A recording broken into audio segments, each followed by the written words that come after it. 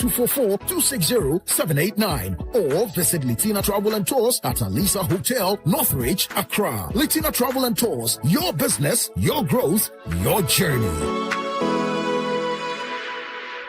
This happens once a year. The Hisense Factory Direct promo.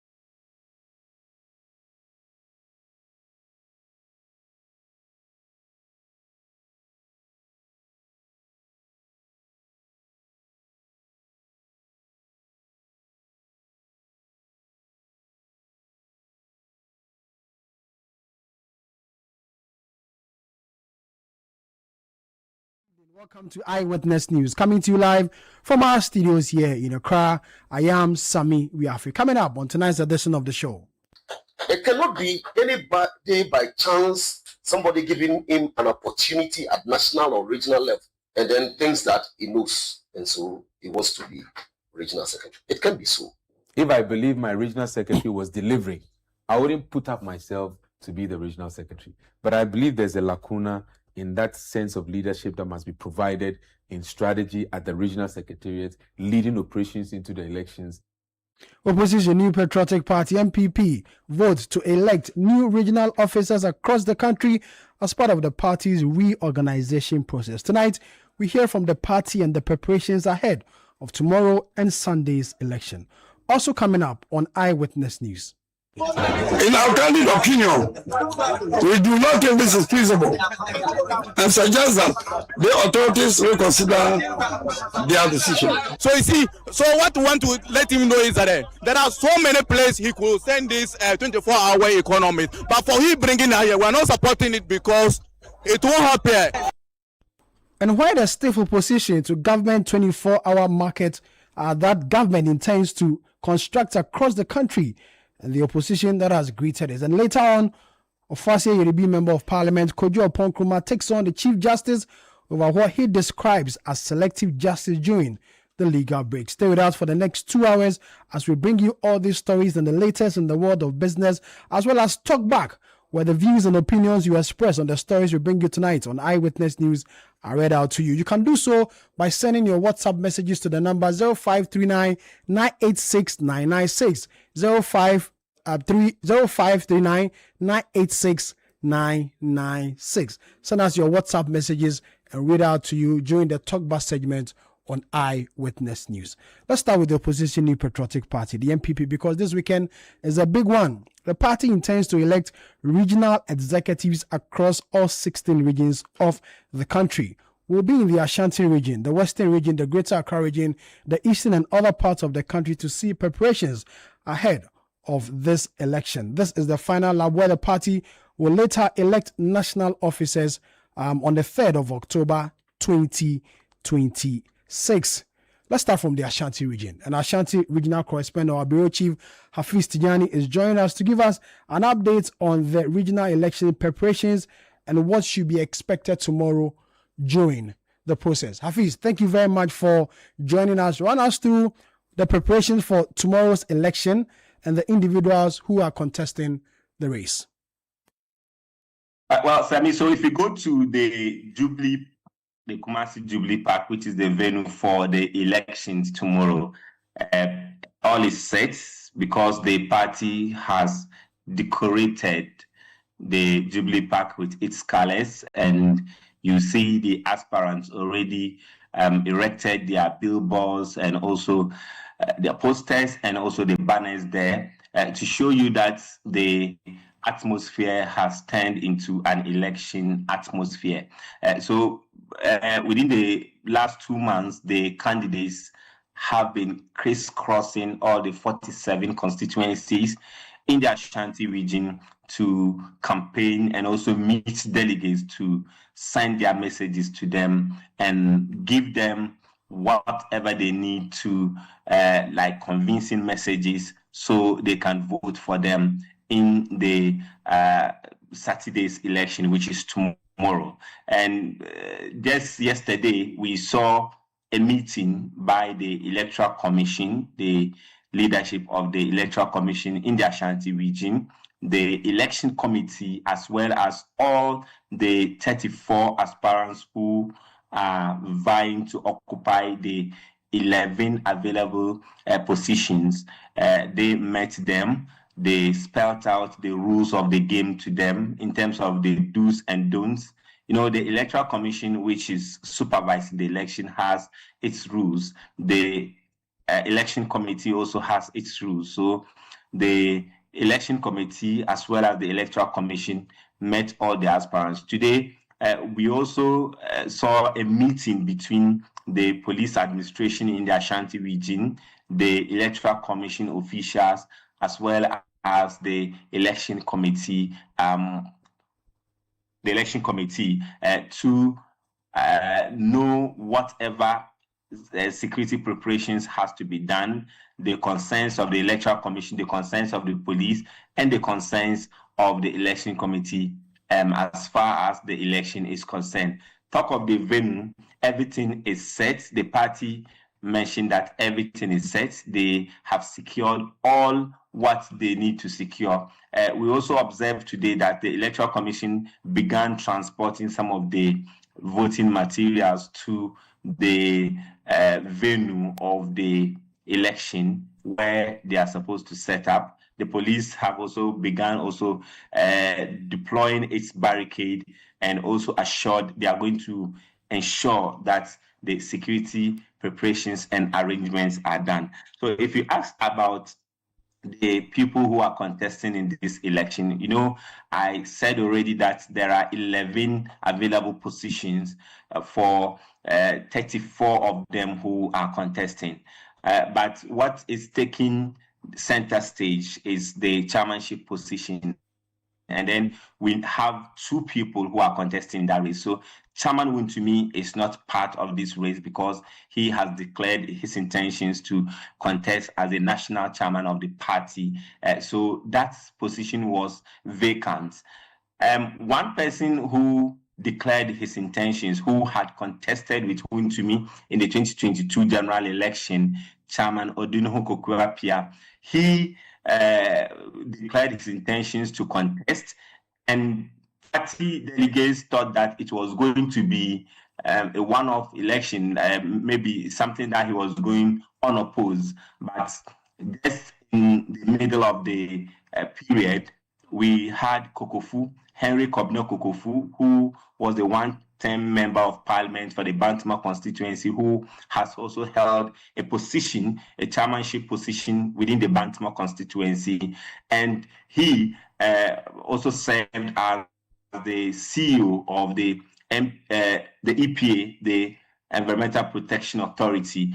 He had intentions of going as the general secretary of the party, then later made a U-turn and said he was contesting the national regional chairmanship position for the Ashanti region. And if you look at these 2 gentlemen, both of them have served the constituency level. They have also played a role within the regional space in terms of mobilizing grassroots for the party in the region. So let's take Chairman Odinoho Kokuapia, who has served deep within the grassroots network. These are some of his strengths, and he has been a very formidable force in terms of the constituency chairmanship in the Efija Kwabri South constituency. This is where he has served for that position for over 2 decades before even having the intentions to come and then contest the regional chairmanship position. Then you look at his strong mobilization factor. He is someone who is so experienced, who has been mobilizing the delegates or the party supporters within the grassroots base to the region and within the constituencies, trying to get them to make some contributions to the victory of the party. And he is seen as someone who is highly accessible in terms of delegate engagement, people going to maybe meet him, speak to him about what he needs to do to help the party. He has been someone who has been so accessible. And then you look at some of the areas we can see that he is going to make inroads in terms of the voter numbers, where delegates are divided now between Kokofu and Koka.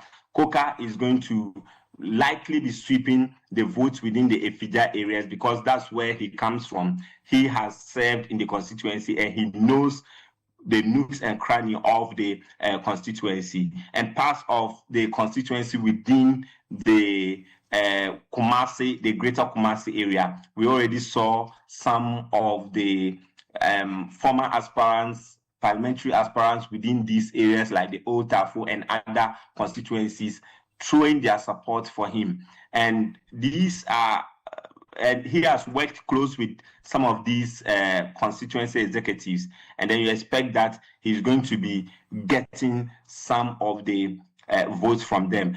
If you look at Henry Kwabena Kokofu, he has been a former member of parliament for the Baltimore constituency, so likely that he will be making some inroads in terms of votes within the Baltimore constituency is very high because he has served there, he knows the people there, and he is likely to get some of the votes there. And he has been the former EPA chief executive, so the former government appointees, he's in touch with them, and those of which will be voting within the delegate space, he would also be tapping that opportunity to get some votes. And some constituencies within the greater Kumasi area is likely to also have some votes there. So now the focus has been on Henry Kwabena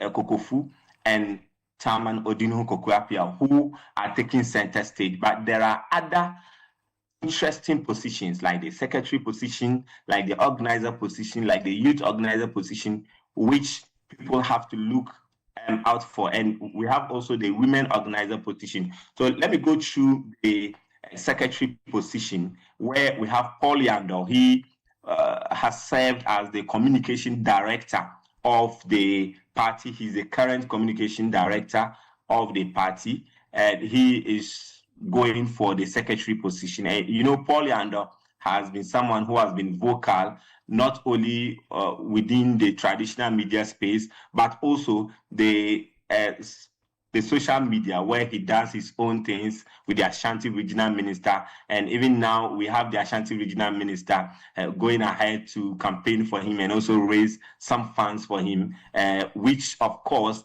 a lot of people are watching them to be close political friends on social media. And we have Francis Adumako, who is the current regional organizer of the party. He has served for 2 terms within that space. And we have Michael Amwa, who has been the former chief executive for the Achuma Webeja municipality. He has also served at the grassroots level. He has also served within the constituency, within the region, held some positions, and he is now going for the secretary position. So lawyer Adum Apia, who is the current secretary, is not going. So that has made that position vacant. So these three individuals are battling it out on Saturday. And I told you about the regional organizer position. Dennis Kwakwa is one of the aspirants in that position, or seeking to become the regional organizer for the Ashanti region. He has served some constituency positions, regional position, and he has also served at the NAPCO in terms of the government affairs. He was the NAPCO coordinator within the Kumasi Metro when that policy was initiated by the then Akufo-Addo administration, and he is seeking to become the regional organizer. Then we have Raphael Safo Patrick. He's rising from the youth organizer position to the organizer position. So he is also one person who has been so vocal within the party level. He's one person who is able to mobilize the youth within constituencies. When Dr. Mahmoud Bawumia was campaigning, Raphael was able to mobilize some of the constituency youth organizers, mobilize some of the students groups, political groups in terms of the TESCON members within the various universities in the Ashanti region and the other tertiary institutions to these grounds in terms of the campaigning. And we have Daniel Kweku Mensah. He has also been working for the party. He has served some of the constituency positions. He has also been part of the regional communication team, trying to ensure that the party sells its message. And let's look at one other interesting position that will be making this election, or making it into this election, is a women organizer position.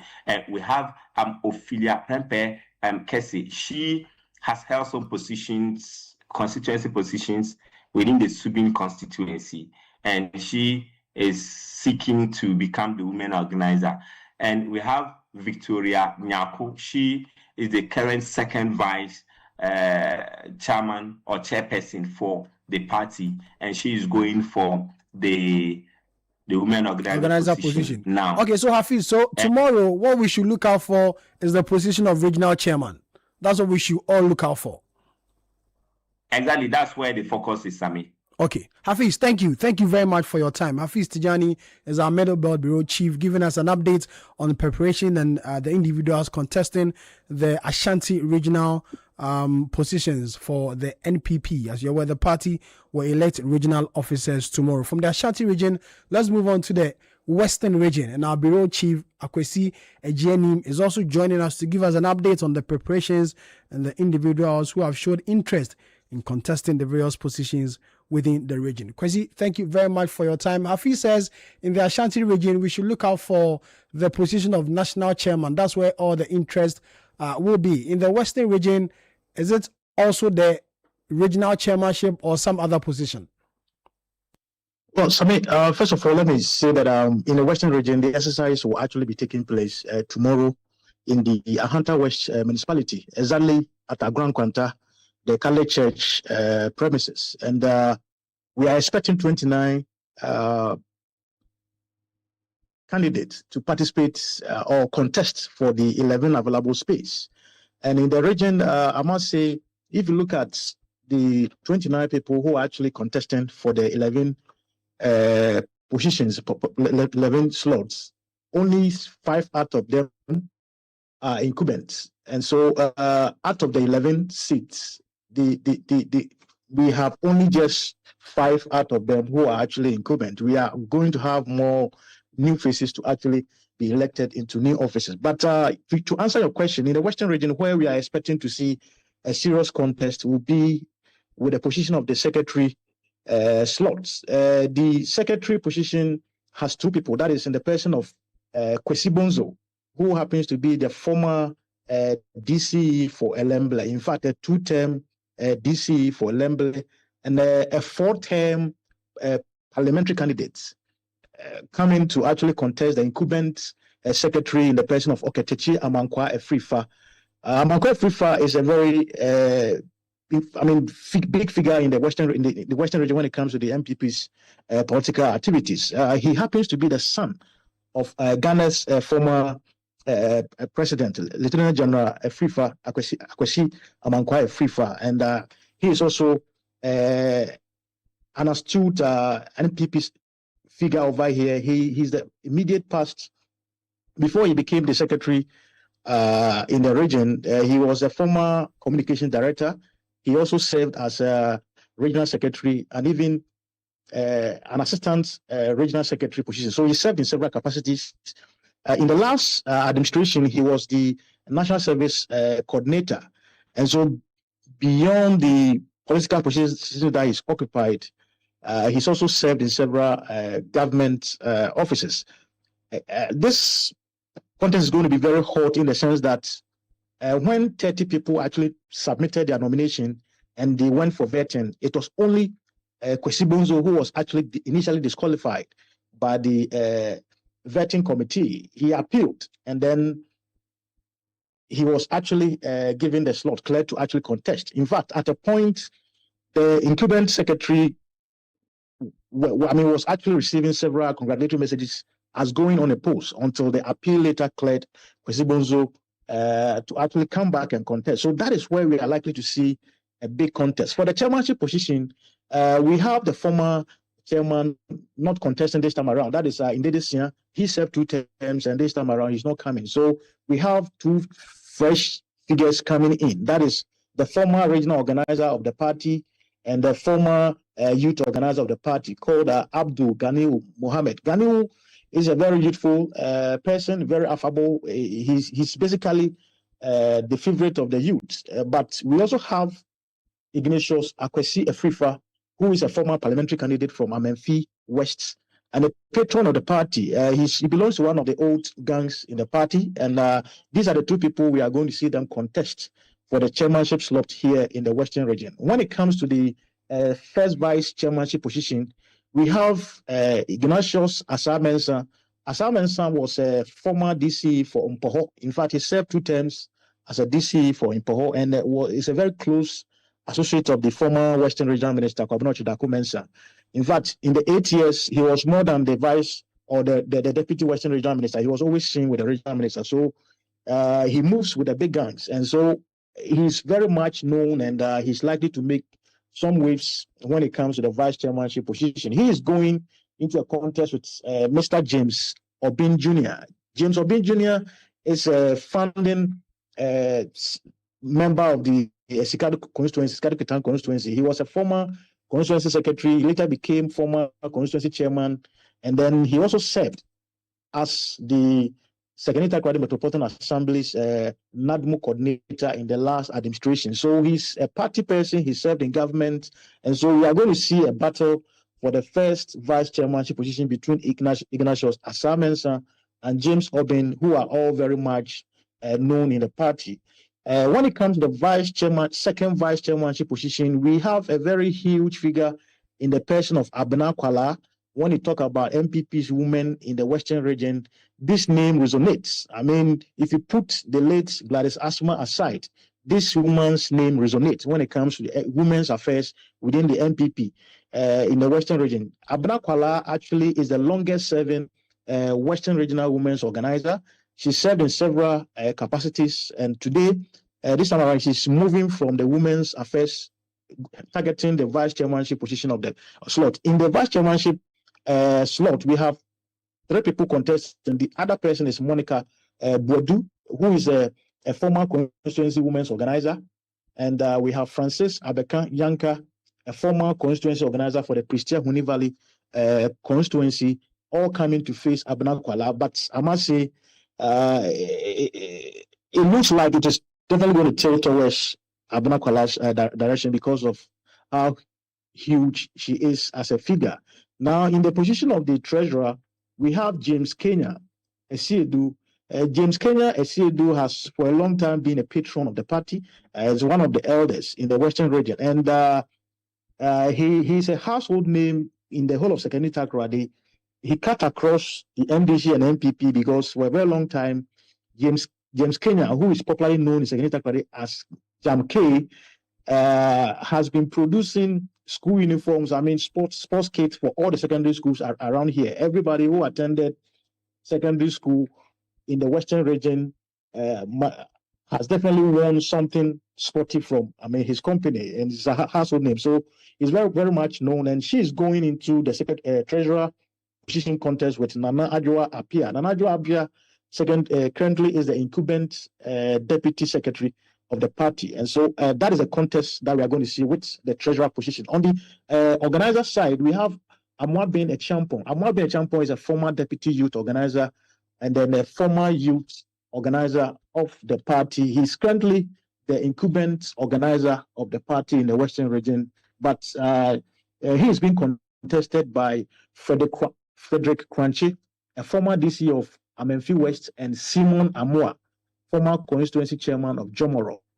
So we are going to see three people facing off for the organizer position. When it comes to the women's organizer, we have Augustina Nketia.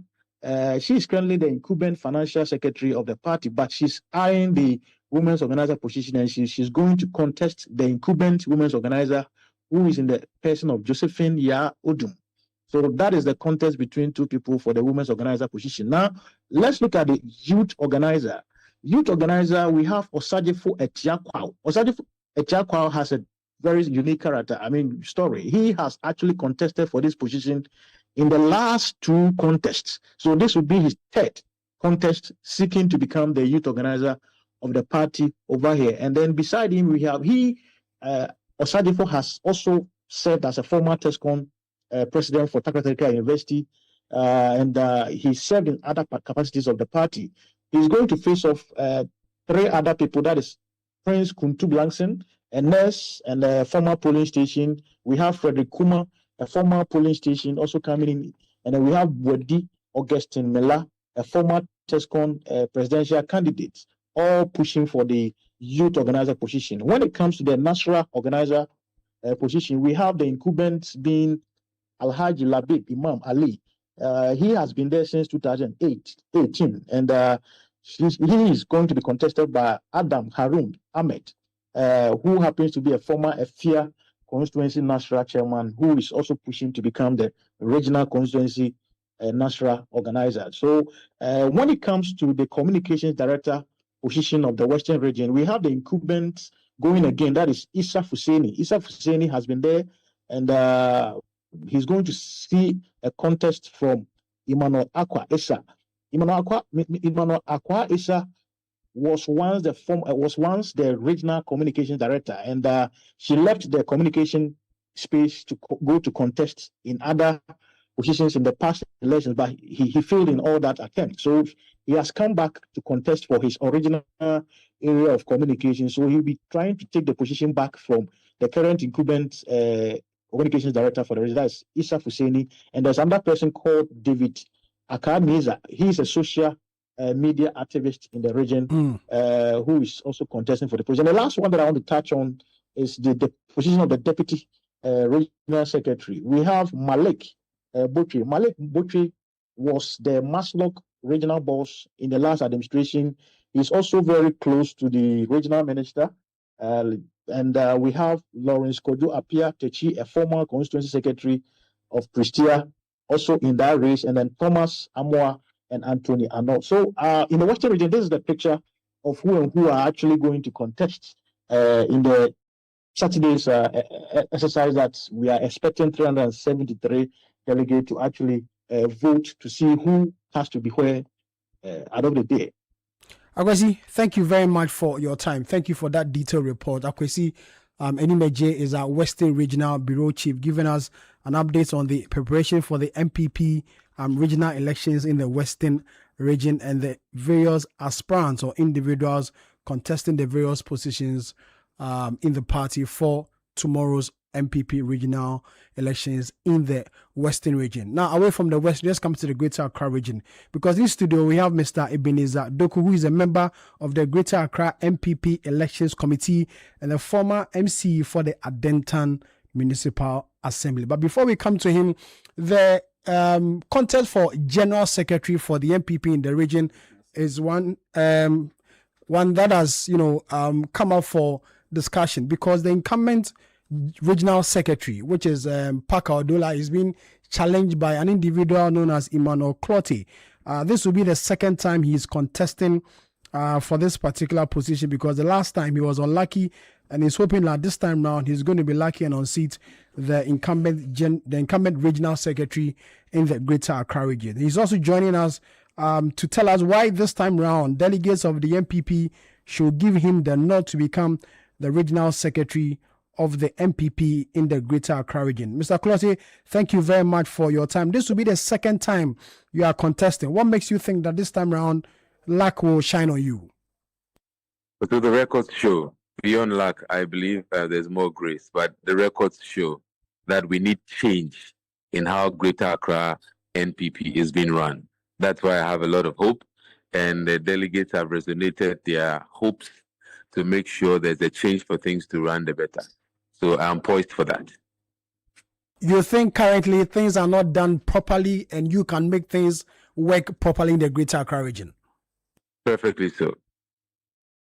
If you say things are not run properly, what exactly do you mean?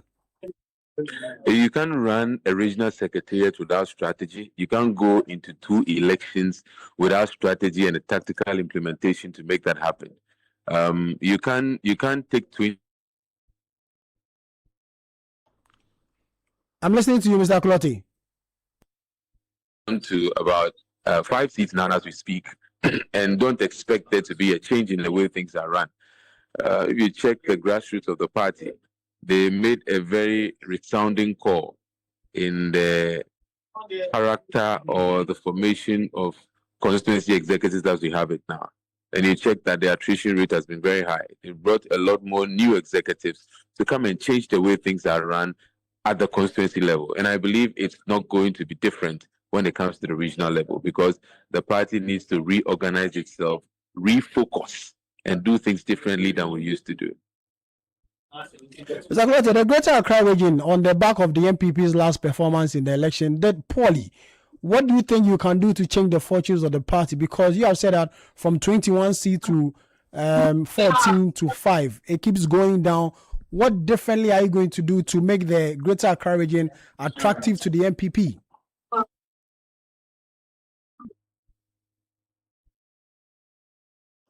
Hello, Mr. Emmanuel Clottey. Hello.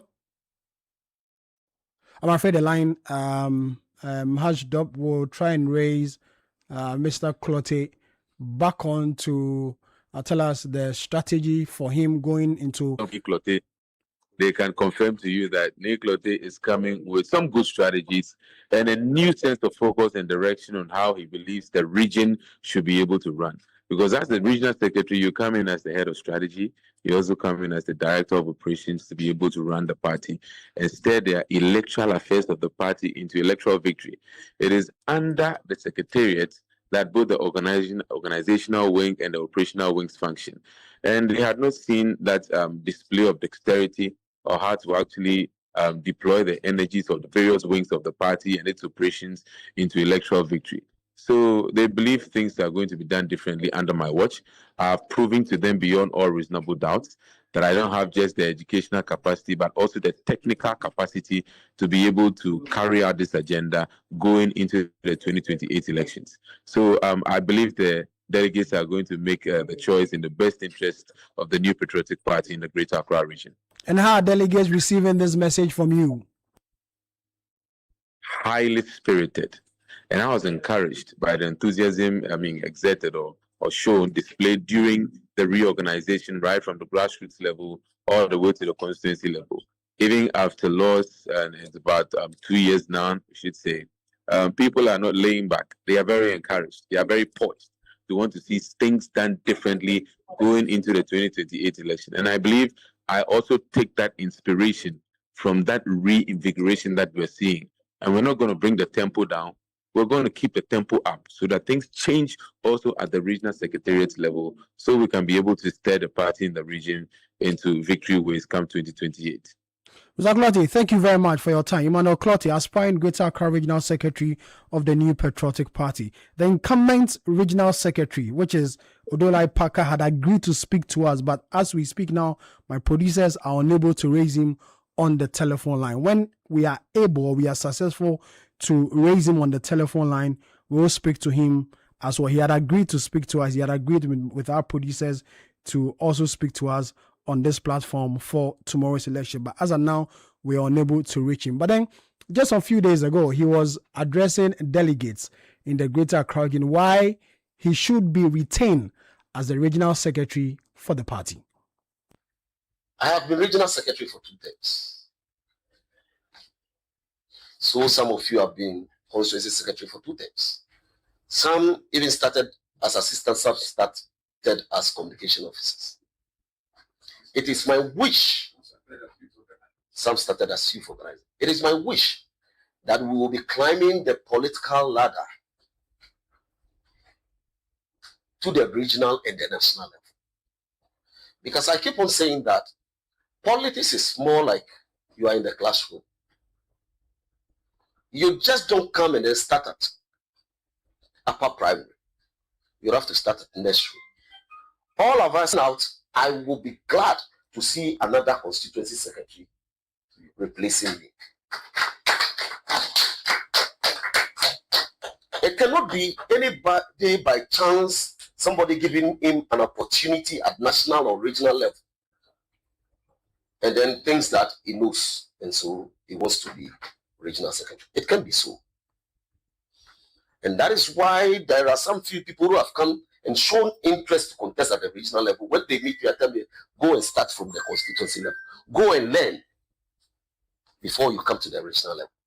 Because the fact is, if you don't learn at the constituency level, when you come to the regional level, you may not understand the dynamics in constituencies. I have gone through the mill. You all know, I started when there was no police station. Cell, ward, I need not to repeat myself because in my last elections, please allow me. Please allow me. Please allow me. Please allow me. I'm only giving you a message that you also carry out. So allow me to flow. I know it will be very difficult to have 1 or 2 votes against this project. It will be very difficult. I have dealt with you guys. You are the only people who can mark me and mark me well. That is why I have decided to start with my secretaries. This is my first meeting. And I know those who can carry me and carry me well are my secretaries. Because you are my direct subordinates.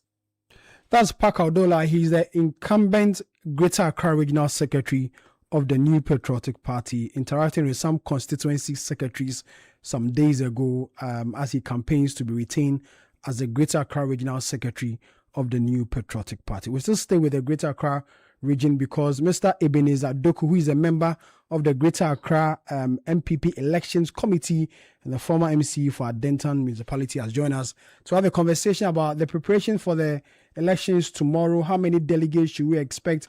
The time for the election counting and the rest. Mr. Doku, thank you very much for joining us. Welcome. How are you? I'm very fine. Just a bit stressful, but elections come with stress, right? Yes. I'm sure tomorrow by this time we should know who and who. Very well. Are newly elected executives. So tell us about the preparation for tomorrow. Yeah. So good evening to your listeners and viewers on social media. We are having our program tomorrow at Tema, Committee 5 at the White Hall. We've had these elections there before, somewhere in 2013 or so.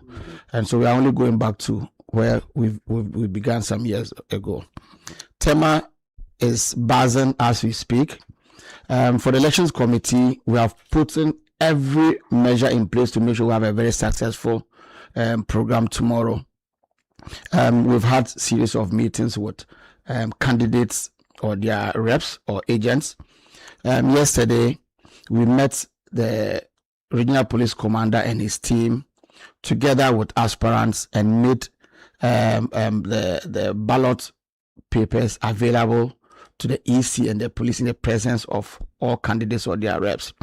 Candidates were allowed to view or to have a look at the ballot papers as would be used tomorrow, so that if they had any concerns, we would have taken these concerns into consideration and work on them.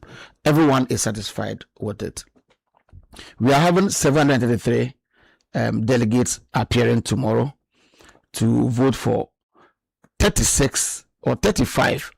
When nominations open, we had 36 candidates applying. After vetting, one candidate is going unopposed, and that is Jeff Kasim, who applied to be national organizer of the region. The rest of the 10 offices are being contested by a minimum of 2 people. For chairmanship, we have 2 candidates. Honorable Alfred Boy, who is a former 2-term constituency chairman, former regional vice chairman, former regional acting chairman, and he's contesting for the 3rd time. He contested Chairman Agohum twice and lost. He contesting with Honorable Bernard Okoboy, who is a former minister for health and then former CEO for NHIS. And former MP for Lejukuku, right? Former MP for Lejukuku. And it is a contest we should look out for tomorrow. Very keenly contested. For first vice, we have 3 candidates. Rahel Tutu is our current regional treasurer, who is claiming to be first vice, and she's contesting with our current regional first vice, Madam Joanada, and then Emmanuel King Afote. For second vice, we have 3 candidates.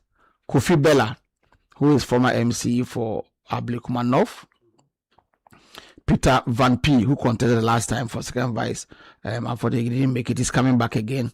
And then our current regional organizer, Prince Obeng, the Fresh Prince, is climbing up. So Prince is no more contesting the youth organizer. No, organizer. So he's climbing to be second vice. Second vice. Oh, okay. So that's a contest we should also look out for between these 3 candidates.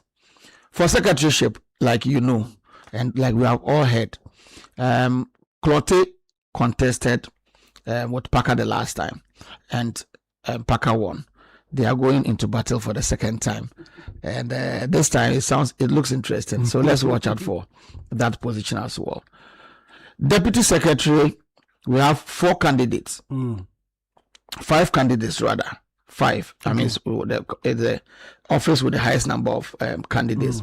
OT Charles Oting, youth organizer for Anyaso Tuom, contesting the current deputy secretary Baba Sedu. We have Albert Estros NT Kraku from Tema East, who is also contesting for the first time. We have Abdullah Kabori also contesting, and Gideoni Ampemsaki, just in the past secretary for Avle South. For treasurer, we have Francisca Anyoko Boateng, who is contesting for the 3rd time. She contested twice, unfortunately she couldn't make it. And she's being contested by 3 men. Okay. Kofi Chumbuafu, former, he used to be with YEA, no YEA, NEIP, I think. And David Lai Ellis Anan Shipi, and then Michael Dankwa, immediate past MC for Weja Bawe. For organizer, we have Mosabo, who was our former youth organizer, climbing up to the organizer position, with Collins Asante, former chairman for Avle South, and Emmanuel Enim Austin from Adenta, my constituency. Women's organizer, 5 strong women. Sarah Dubaki Pobi, a former colleague from the Adan district, former DCE. We have our current deputy women's organizer, Perpetua Asante, contesting to take over from her boss. We have Mary Timite from Medina, Nana Eisin, and last but not the least, Naomi Akosio Wusu from Tema Central. She's the current women's organizer for Tema Central. She wants to contest to be regional women's organizer. For the youth organizer position, we have 3 strong men. Kwame Bekwin of Wijagbawe, our current deputy youth organizer. Mandela Wiafe wants to take the seat of the youth organizer position. And then we have Benjamin Nage, former PC for Shai Osodoku, who is also coming strongly for that position. Then for communications, we have Sabo Adam, who is the current communications officer for the region, contesting to be maintained. We have Isaac Ohene, Oniba Danso Jr., George Osafueji, and Solomon Asante contesting. Solomon Asante also contested the last time to be regional secretary after he couldn't make it. Then, last but not the least, Jeff Kasim, who is going to oppose. So we have 36 party people who picked forms to contest. Out of these, 8 are women. But Jeff is going unopposed, and the 10 other positions will be contested for keenly tomorrow.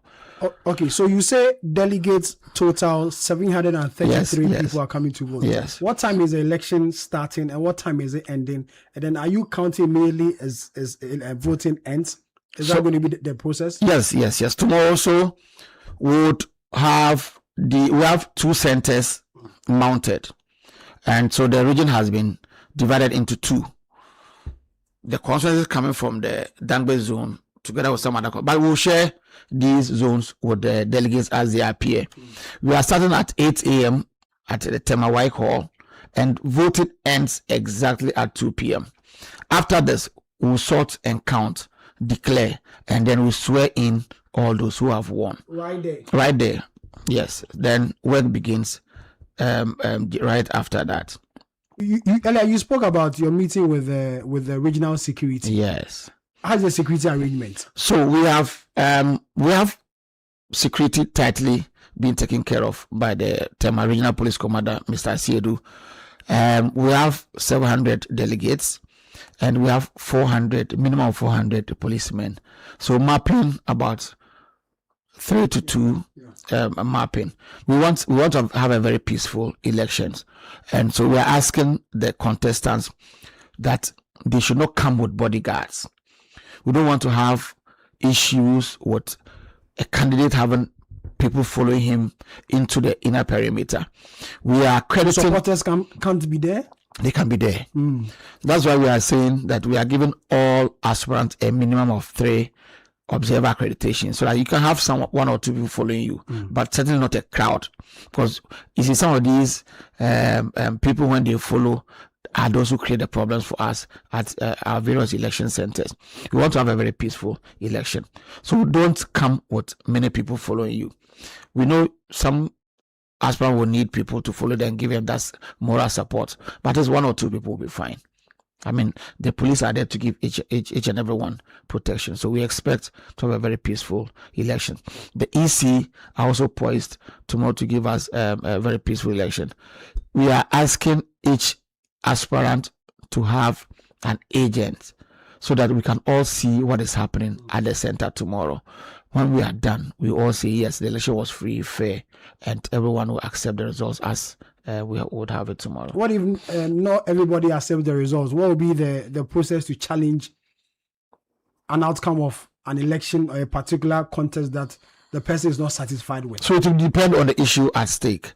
That is why we have made sure that all aspirants were there yesterday to inspect their ballots. These are some of the issues that may crop up. The ballots are okay. We've sent delegates albums to every delegate. We have a platform we've shared with them, so we all know all delegates who are voting. We know what the ballot papers look like. Talking about, not to cut you, talking about those voting. Who are those voting? So we have constituency officers. We have 19 constituency officers who will be voting tomorrow. Where we have sitting MPs, we would have 20, because sitting MPs are also voting. We have National Council members. We have 7 National Council members who will be voting. We have current constituency office. I am the regional officer in charge of research and elections currently. I'll be voting tomorrow together with 16 others. We have, as I spoke about, constituency officers, 32 by 19 plus 1 where you have an MP. National Council members are voting, MPs are voting, and I think yes. So basically, these are those who are voting tomorrow. We heard that there are some constituencies who are yet to hold their constituency elections in the Greater Accra region. Yes. Do you have all the constituencies electing their officers, and in constituencies where they don't have elected officers, who is coming in to vote for that constituency? As at this evening, my information tells me that where we've not had elections, nobody is coming to vote because their tenure has not been extended. They could have voted if they had their tenure extended, and so that is that. Going back to the those who voting, I said 5 MPs. We have 17 regional officers. We have 10 regional elders. We have 10 regional patrons. We have 35 institutions who are voting as TESCON presidents. We also have our TESCON regional coordinator voting. So the TESCON list will have 36 members who will be voting tomorrow. Then we have 7 council members, as I mentioned. For the founding members of Greater Accra, we now have 2. Only 2? Yes. Nanka Bruce. that is the irony of life. So we have Nanka Bruce and one other, one Enim Ado from Tema. I'm sure he was a rep for Tema at that time. So we have 2 of them who are alive. And I remember at our presidential primaries at YMCA, these 2 the citizens of our party were there to vote. I expect them to come tomorrow, and that is if some of our candidates are able to talk them out of their homes to come tomorrow and vote. So with these numbers, we are looking at approximately and about 733. So you were talking about the constituencies that have not elected their officers. Yes. How many of these constituencies do we have? We have 2. Only 2. Yes. As of yesterday, we had 4. Okay. Yesterday we did Avle West and also Tema Central. We expect to have Ayaso Central and Botiano English amount from after the regional elections. So these 2 constituencies will stay out of tomorrow's out of tomorrow. They will not be happy, you know. That is the case. That is the case because I have had calls asking if the officers in office currently will be allowed to vote. I'm here to have any information from the national office extending their stay. If that extension letter is not available to us as at this evening, then tomorrow those officers who are still in office in those countries will not be allowed to vote. What seems to be a problem that they cannot be part of this election tomorrow? So for Ayaso Central, we had party people petition the national party through the region, asking that or telling us that their names were taken out even though they had applied to contest elections. So these issues were looked into. We met with the aspirants yesterday at the national headquarters. A rep from the general secretary was there together with myself, and then we met them. We've given them a roadmap. On Monday and Tuesday, Tuesday and Wednesday, we have 2 electoral areas we will have to look at to firm up what the problems are. Then we'll move into vetting the constituency executives on Thursday. Then the week after, we'll have the elections done on the 30th of August. For Botiano English and Manfrom, we met them also on Wednesday. And we went through the petitions that they brought. But they have a court injunction against the elections. So this is a bit more serious than that of Ayaso Central. Yeah. Mr. Doku, thank you. Welcome. Thank you very much for coming. Ebenezer Doku is a member of the MPP Elections Committee for the Greater Accra region. He's also a former MC for the Adentan Municipal Assembly. Joining us to talk about the MPP elections tomorrow across the country, all 16 regions, the MPP will elect regional officers who who run the affairs of the party for the next 4 years. Trust Citi FM and Channel 1 Television to bring you an update on these elections across the country. We'll be online, we'll be on air, on TV and on radio as well to bring you updates on the outcome of the elections in all 16 regions across the country. This is Eyewitness News coming to you live from our studios here in Accra. Later on, we'll bring you Talk Back, where the views and opinions you express on the stories we bring you tonight on Eyewitness News will be read out to you. And the number to send your WhatsApp messages to is 0539 986 996. 0539 986 996. We'll go for a quick break. When we come back, we'll find out why too many opposition to government's 24-hour economy markets in many parts of the country. Eyewitness News. Be there as it happens. Everybody they sell, but your shop they empty. Where's my report? Bro, month no end here too. But see, your pocket stop they take. Another emergency for the house? Come me get ideas. Ideas go kill them. Another idea, another mark time. No capital to start. For some people, this silence no be peaceful. It be money matter. With bills, there's no need for silence. From my emergency loans to salary loans to working capital loans and startup loans, Bills has you covered. Apply with your Ghana card today. Call 0596 920 833 or 0302 200 390. Bills, financing your needs. T's and C's apply. Looking for engineering excellence you can trust? Welcome to Left Signature Limited, driving progress through technology and engineering excellence. From expert electrical engineering design, installation, power systems, renewable energy, automation and control, to reliable data center and managed services, power infrastructure, network connectivity, server virtualization, cloud integration and data security. And cutting-edge software development, custom business applications, web and mobile apps, cloud and DevOps solutions. Integrity, safety, accountability, teamwork. That's the Left Signature promise. And now, introducing the Left Power app. Request for our services anytime, anywhere. Available on the Play Store, App Store, and on the web. Ready to power your success? Choose Left Signature Limited. Visit www.leftsignature.com. Call +233 256 111 811. Left Signature Limited. Engineering excellence for a connected future. Frustrated with outdated banking experiences? You deserve an app that makes your life easier, not harder. Say hello to the CBG mobile app, your new cool way to handle everything banking. With biometric security, lightning fast mobile money access, and one-touch bill payment, banking has never been this smooth. Stop imagining when you can live a life where your entire banking world is in your pocket, ready whenever you need it. No stress, no fuss. Don't settle for less. Experience a more superior, convenient way of banking today with the CBG mobile app. Banking made cool, fast and secure. Welcome to the good life. CBG. We stand with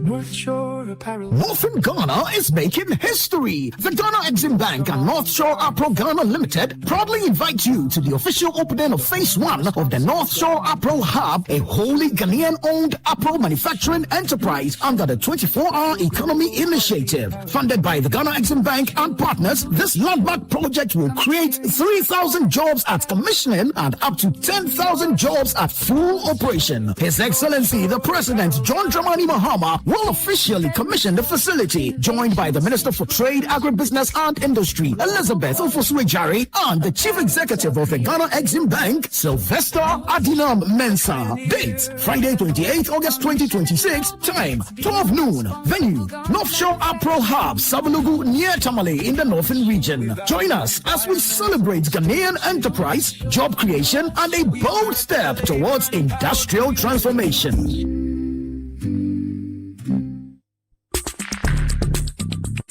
Let your voice be heard on Eyewitness News on Facebook at facebook.com/Citi97.3, Twitter at twitter.com/Citi973, and Instagram at instagram.com/Citi973 with the hashtag Eyewitness News.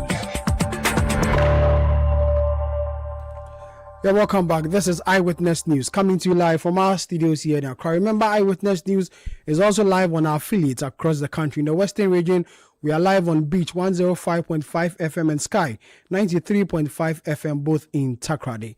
In the Bono region, we are live on Greener 95.9 FM in Sunyani.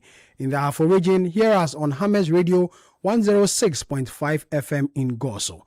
In the Ashanti region, we are live on Focus 94.3 FM in Kumasi, as well as Orange 107.9 FM also in Kumasi. In the Volta region, we are live on Revival 99.3 FM, and in the Northern region, we are live on Radio Bimbila 91.9 FM. In the Upper East region, we are live on Pure 100.5 FM in Navrongo and Boga 102.7 FM in Bogatanga.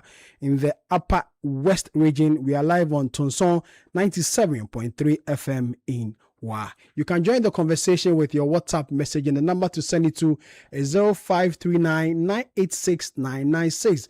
0539-986-996.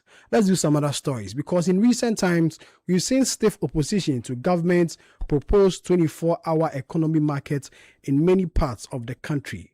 Persons or traders in some of these markets are opposing the decision of government to relocate them and pave way for the construction of such markets. Here in Accra, the Agbogboshi market, for instance, the yam sellers yesterday held a press conference disagreeing with the government decision to move them from the site and give them a different space.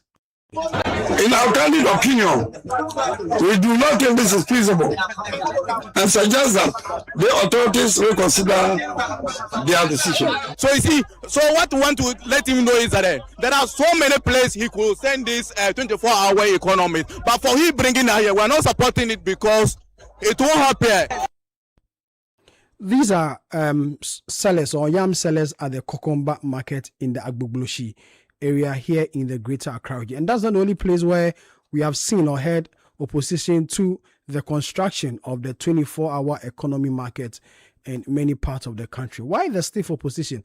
Let's try and get some explanation from the vice chairperson of the Local Government Committee of Parliament in the person of Honorable Charles Agbeve on this matter. Thank you very much for joining us, Honorable. Are there, stiff opposition to this construction of this market in your constituency as well? Very good evening to your listeners and viewers. No, interestingly, in my constituency, there's no opposition. However, in my constituency, we have located a more strategic place to do the 24-hour economy market. And the market women and the community and the chiefs and opinion leaders believe when we finish the construction, they would like to relocate the old market to that new market. So I think it's a constituency or district specific challenge. It depends on the situation on the ground. And so that's how come my place, I don't have that problem. It's in the district capital, they got the 4 acres that is required by the consultant for the building of the construction. And in our case, we've gotten more land for future expansion. In addition, there was no need to do any breakages or any distraction. You only have some people who were farming there on the land and were paid some money so that they could give way for the contractor to start work. And so I don't think there was any problem in Agoti-Mesiope specifically.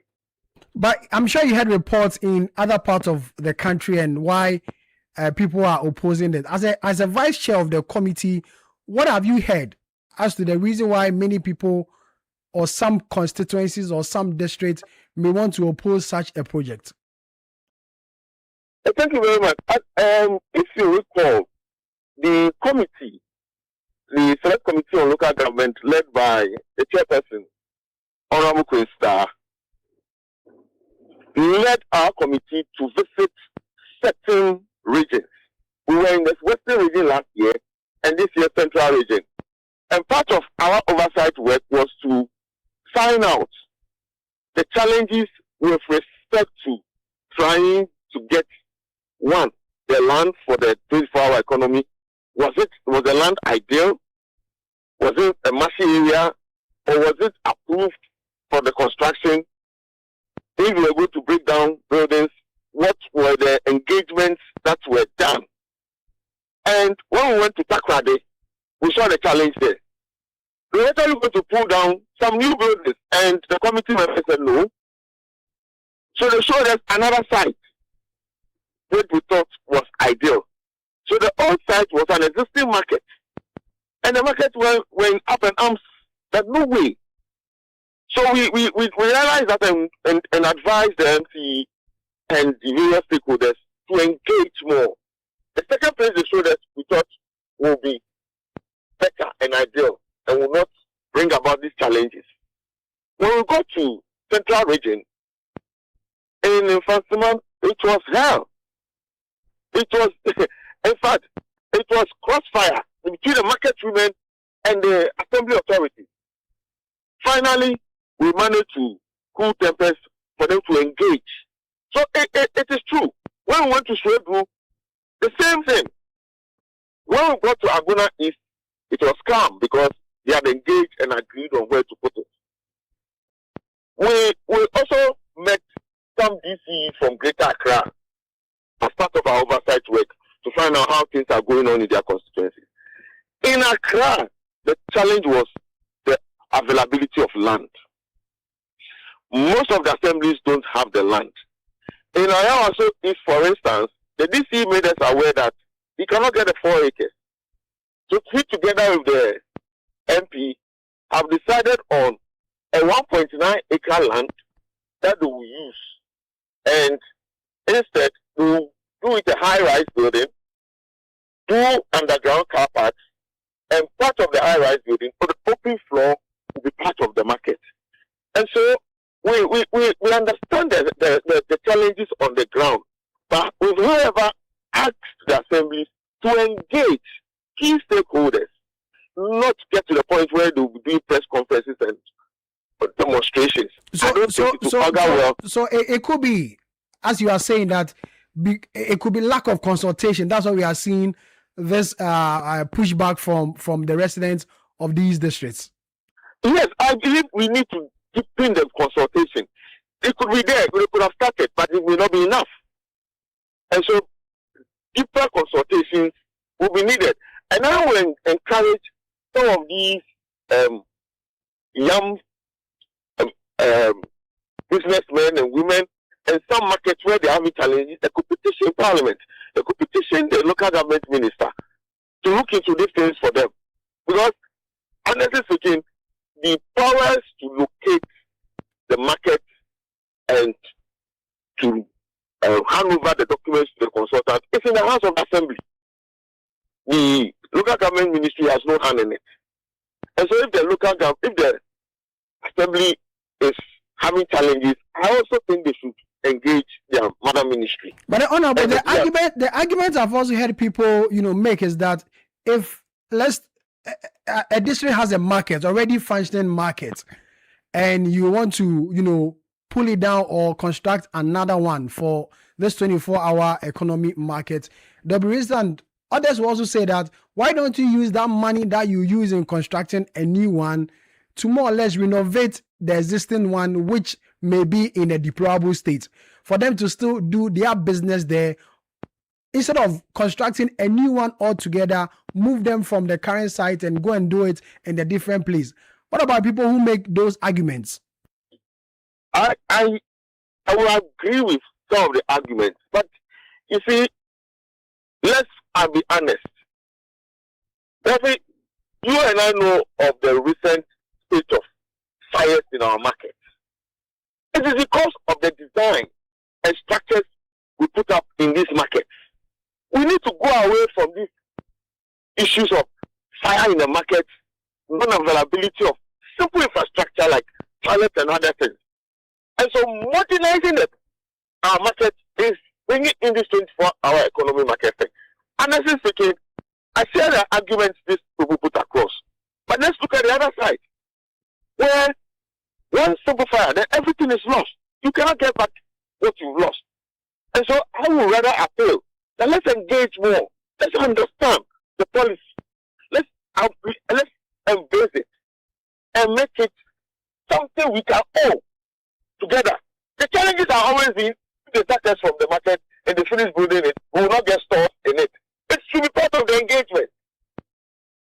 In my constituency, for instance, no market is being pulled out. Nobody is being sacked. But when you one they are putting up, already the market women are agitating. Hey, would they get since they are going to close this one down? It is part of the engagement.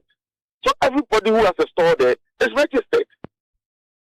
So I believe strongly that yes, we could renovate an existing old market.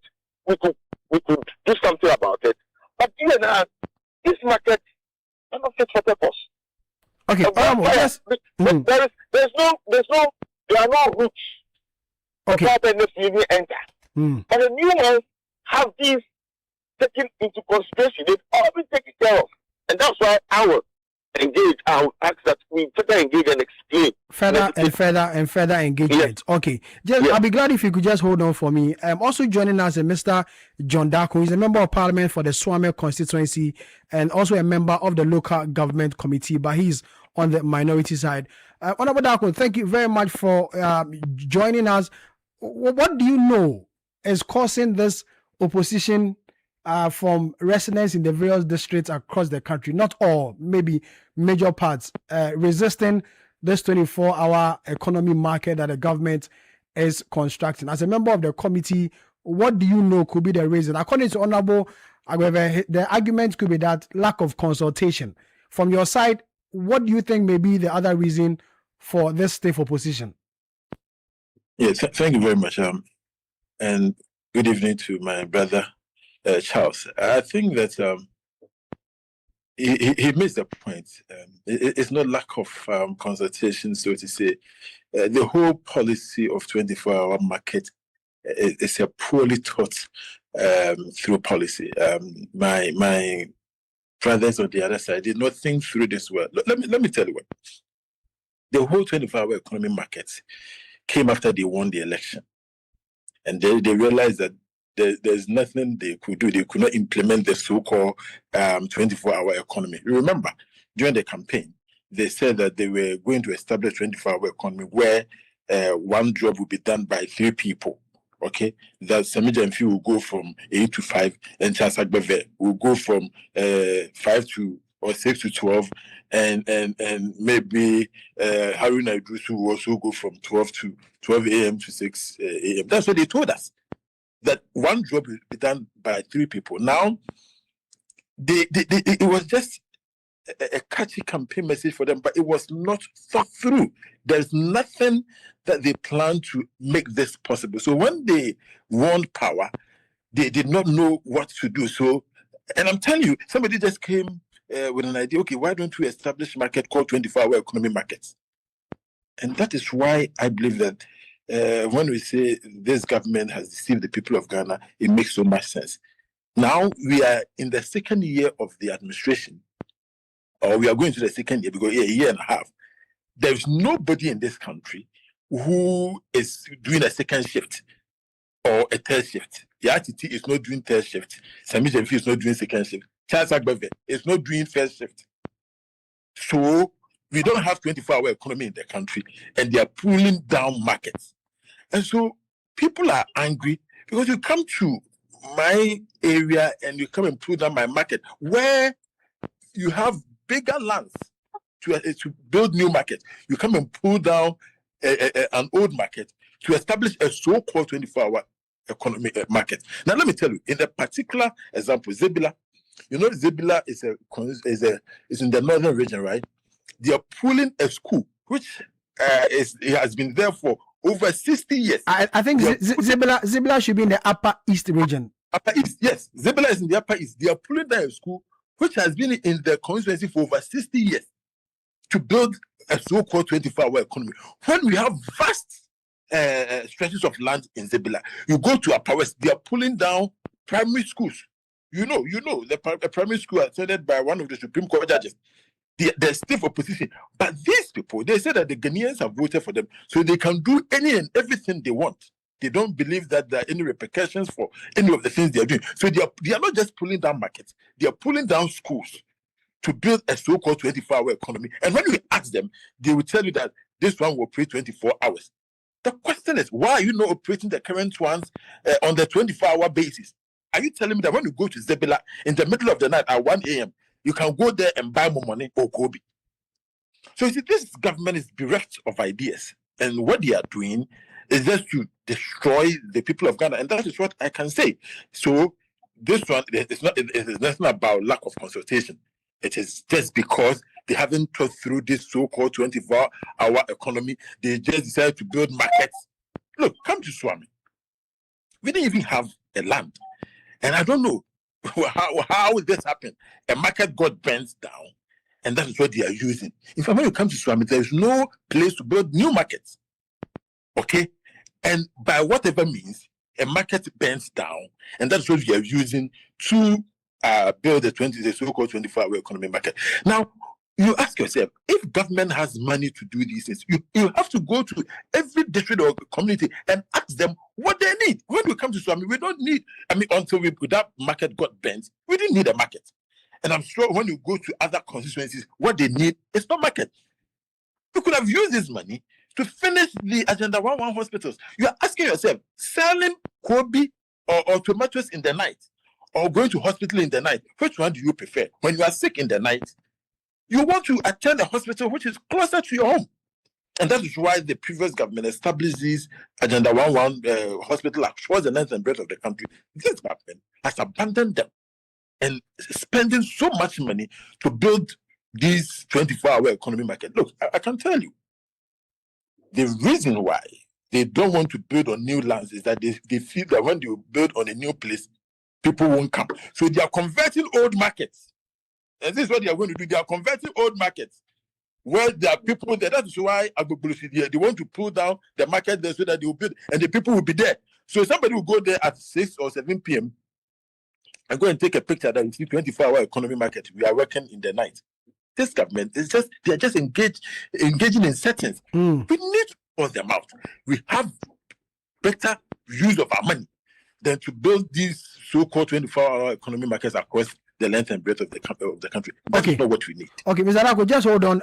Honorable Charles, from your colleague on the committee, you never thought through this properly. You just decided to bring it up after election because you needed to save your face with a 24-hour economy promise.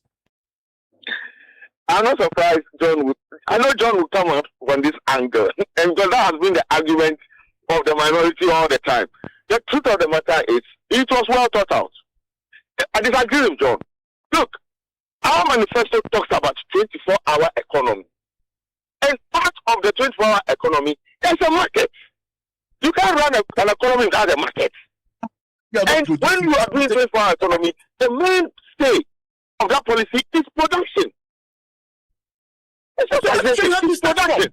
When you produce it, where will the produce go to? How will you market the produce? It's a market.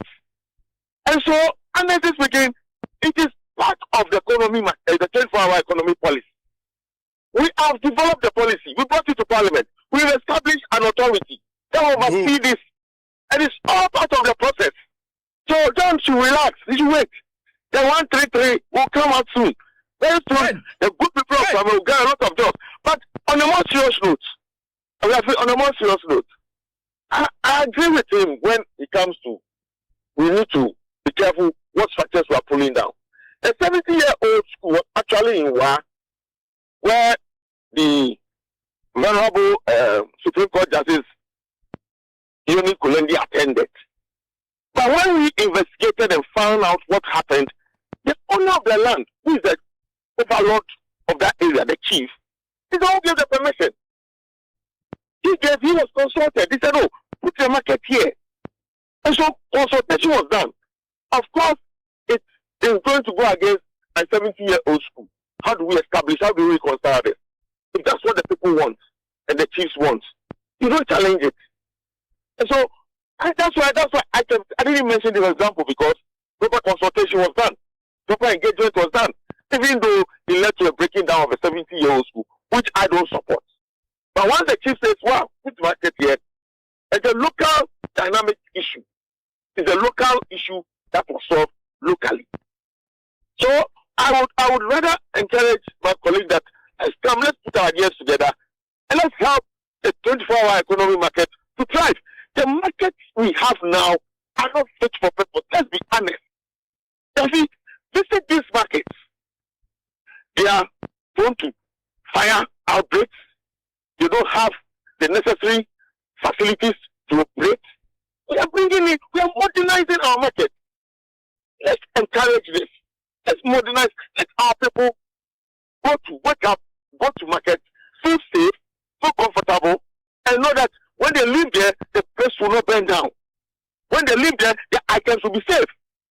And they can stay there and work for 24 hours. Because the systems and structures put in place enables that. Today, none of our markets can operate on 24-hour economic markets. Where is the security? Where are the structures? And so I believe strongly that is why we fashion out this policy. Let's take it one after the other. We can't do it overnight. And that's why we started with establishing the authority, establishing the various structures. And one most important aspect of the whole system is the 24-hour economy markets. John, he says he needs your support. The government needs your support. The government needs individuals like you to make the 24-hour market a successful one. Are you going to throw your support behind this? But you see, we have always supported the government from the vetting of ministers up to every policy. Okay, 24-hour economy authority, when it was established, yes, we were there. We supported it. We supported the passage of the law. It is not a policy. The 24-hour authority is not a policy. So I'm surprised my it's part of the policy. That, we have a policy. And what is the policy? Establishing an authority is not a policy. That 24-hour economic market is the administrative office. Okay? The authority is just for about 8 or so people. Guzitano and his friends, they close at 5. The 24-hour economy authority, they close at 5. And so they are not doing anything. They don't even believe that they can work 24 hours. And so, for me, when we are talking about support, we supported them in passing that 24-hour economy authority. But it is much ado about nothing. That authority only put together about 8 or 9 people who are going to share monies at the office. What we believe the government must do, let's shift this attention from establishing markets and ensuring that we are actually producing what we consume in the country. In fact, the 24-hour economy was, in a way, we can say, it started being developed by the previous administration when we were talking about one district, one factory, because we believe that establishing factories in each district was going to spur the economy in those areas. And if you put money in the district, the factories in those districts, and they are working, they can work 24 hours. And so, for instance, if we have a soap factory in a district and we have enough market, that particular soap factory can work 24 hours. Look, this country, we just talk but do nothing. So, I always say that if we decide, look, let's just take soap alone. If we decide in this country that we are not going to import soap from any country, soap, bar and liquid soap, and we are doing soap alone in this country, we establish a soap factory. That particular soap factory can work 24 hours. Okay? There will be no need for us to import soap, and we'll be making money in the country. That way, that particular soap can go into the market. But you don't have a factory that is feeding the market, and we're putting up a market. What kind of thinking is this? You are putting the horse before the cart, or the cart before the horse, as I should say. So I'm saying that the policy hasn't been thought through. Look, once I was speaking, a colleague came to me and said that I should tell you about Pando school. It's also being pulled down for a market. And when I mentioned the Zebula, I knew I wasn't confusing Zebula with the Upper West. Zebula school, which is also over 70 years, has been pulled down for 24-hour economy market. So our brothers, we will support them so long as they are doing the right things. So if they want us to support them, to do 24-hour economy market, let them go back. At least they should continue where NPP started. The district factories.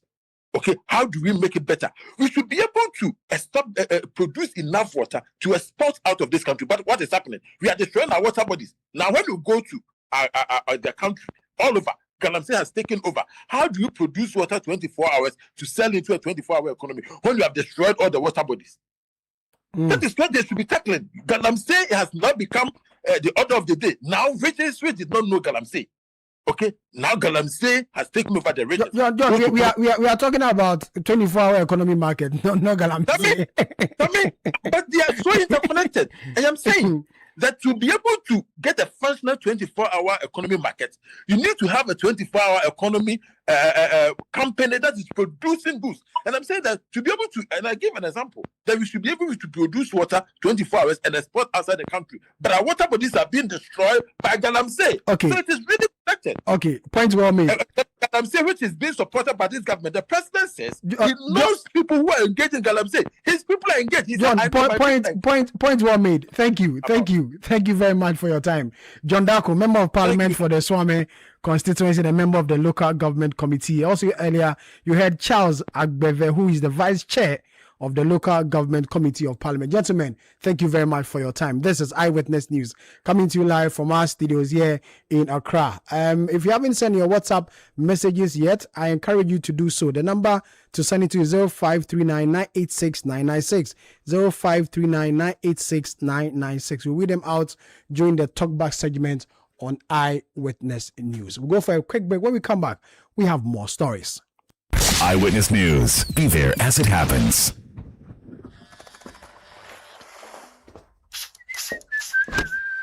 Charlie, trim I'm nice. I get some serious meeting. Allah, motion. But Charlie, no credit today. Oh, but you relax. More day. Hey, what funny. Yes, so I borrow small, sort myself out, I pay back. We move.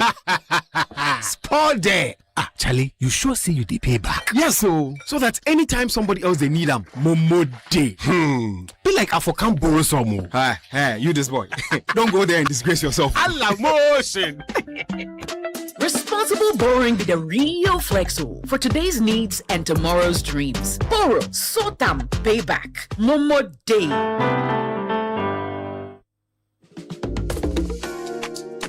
Eno, you know what our father left us when he died? Debts? He left us land, Eno. But Nanayo said the land is his. The court said, come back in 2031. Hey, that's not an inheritance. That's a curse, brother. Real Ejapade doesn't come with disputes. At Deftraco Woodlands, a 592-acre master plan gated city in Dawenya, your inheritance is waiting. Don't leave your children a court case. Leave them Deftraco Woodlands, the Ejapade they will be proud of. Visit woodlands.devtracogroup.com. Call or WhatsApp us today on 0208-732-302.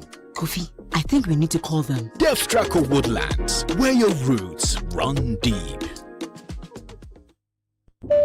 Hello passengers, welcome aboard Air Tanzania flight TC235. This is your captain speaking. Honeymoon is heading to Dar es Salaam and Zanzibar. Get ready for unforgettable memories. Business travelers, we hope you also make time to experience the beauty of East Africa. Sit back, relax and enjoy the rest of your flight. Fly directly from Accra to East Africa 3 times a week with Air Tanzania. Whether for business or leisure in Guangzhou, Dubai, Zanzibar or beyond. Fares are from $550 USD. Book now at airtanzania.co.tz.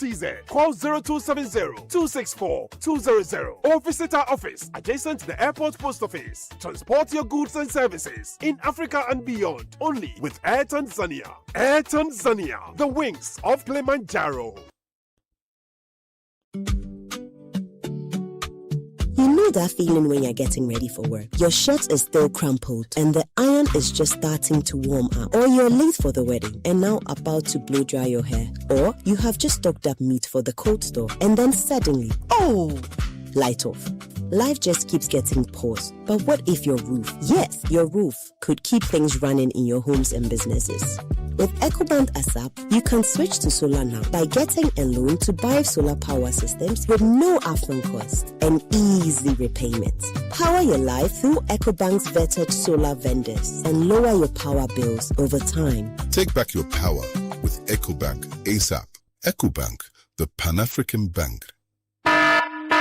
These days, some mattresses are being made from all kinds of unsafe materials that are not fit for sleeping surfaces. These materials may be cheap, but they can be harmful to your health. If you haven't slept well, you cannot work and think well, and you are ultimately putting your health at risk, which can cause you a lifetime discomfort and chronic pain. As responsible citizens, we should invest in safe, durable, and certified mattresses. Latex Foam remains the tried and tested brand we all love for almost 60 years now. They offer you unmatched quality and durability for every Ghanaian home. Talk to them on 0302-231-155 in Accra and 03220-29365 in Kumasi for all your inquiries, or walk into any of their outlets nationwide for your preferred choices. Do not settle for less. Go for quality, but Latex Foam, or else you do yourself. Latex Foam, your partner for life. Let your voice be heard on Eyewitness News on Facebook at facebook.com/City97.3, Twitter at twitter.com/City973, and Instagram at instagram.com/City973 with the hashtag Eyewitness News. Yeah, welcome back. This is Eyewitness News coming to you live from our studios here in Accra. I encourage you to send your WhatsApp messages to the number 0539-986-996, 0539-986-996, where we bring you talk back, and the views and opinions you express on the stories we brought you tonight on Eyewitness News will be read out to you. Fafa Melody has joined us in the studio to give us updates in news. Hello, Fafa. Hi, Sammy. Now, in more stories, the Inspector General of Police, Christian Tete has warned that the service will clamp down on emerging forms of religious bigotry in the public space, particularly on social media. The warning follows the arrest of a pastor and an imam over allegedly religiously inciting comments made on social media. Speaking at a meeting between the police service and religious leaders at the police headquarters today, IGP Yohunu said the police will take steps to prevent activities that could threaten religious harmony and peaceful coexistence in the country. Let in this matter serve as a clear reminder that the law works. We see nations where small sparks were allowed to fester until they grew into infernos of civil strife, destroying communities, markets, schools, and places of worship. Ghana has been spared this tragedy, not because we are immune to disagreement, but because generations before us chose to dialogue over destruction and brotherhood over. Let us leave this hall today united in purpose, to guard our peace, to honor our Creator through our love for one another, and to ensure that Ghana remains a beacon of light. That was the Inspector General of Police, Christian Tete Yohunu. While speaking at the same event, the spokesperson for the National Chief Imam, Sheikh Arimayal Shaib, called for restraint among believers of the Muslim and Christian faiths. From what the apostle said, very painful, very desecrating. If you ask me to repeat it, I cannot. But for all those who were hurt by it, I call for restraint and patience. And among the Christians, for all also those who were hurt by what was done to the brother, the apostle, we also call for restraint. In the midst of the cacophony, we require cool heads to be able to deal with this matter. We are called cool heads. And I hope that as we keep on engaging, today is Friday. If it is possible, I will call on all imams. I'm an imam myself, great respect to the chief imam. He has allowed me to lead prayer somewhere. This is my subject for my sermon this afternoon. You are the spokesperson for the National Chief Imam, Sheikh Arimayal Shaib. Now, representative for the Christian community, Bishop Dr. J. Lawson urged Ghanaians to reject any form of religious intolerance. We therefore encourage all of us to reject intolerance, hate speech, provocations, and violence. Instead, promote dialogue, mutual respect, and peaceful coexistence. Let us continue to remind ourselves and our congregations and followers that regardless of our faith, traditions, we are first and foremost Ghanaians. Bishop Dr. A.J. Lawson represented the Christian community at a meeting between the police service and religious leaders at the police headquarters today. Now, still on the matter, the National Peace Council called on religious bodies and the media to exercise restraint in their commentary on religious issues that could incite violence. Speaking to Citi News, the Public Relations Officer of the National Peace Council, Kwesi Irenchi, said comments that could promote communal tension must be avoided to protect national peace and harmony.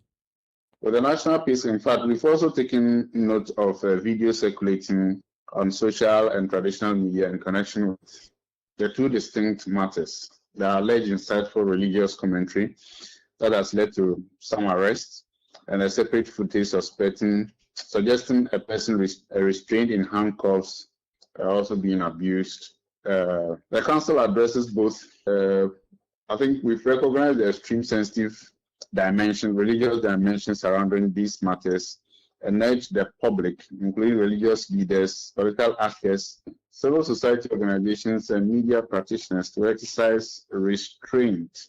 But the council advises that we should avoid drawing premature conclusion and refrain from inflammatory commentary or trances that could incite religious or communal tension. That was the Public Relations Officer of the National Peace Council, Kwesi Irenchi. Now, the Teachers and Educational Workers Union, TEU, has given the government a 2-week ultimatum to address what it describes as the persistent neglect, discrimination, and unfair treatment of non-teaching staff in Ghana's education sector.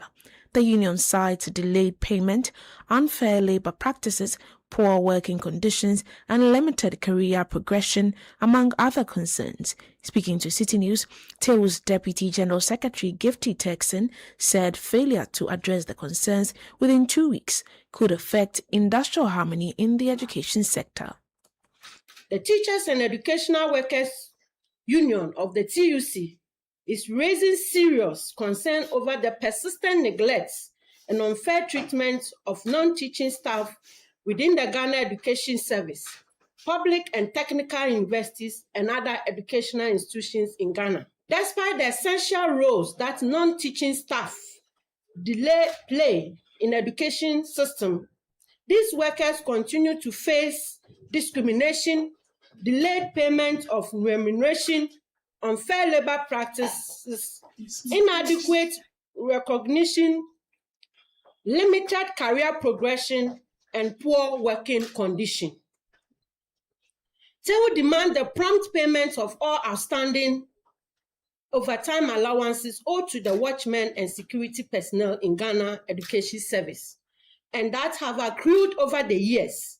These categories of workers work tirelessly on weekends and public holidays to keep educational institutions functioning, often at the expense of their social life. Yet, the remuneration needed to compensate them for their sacrifices has not been paid.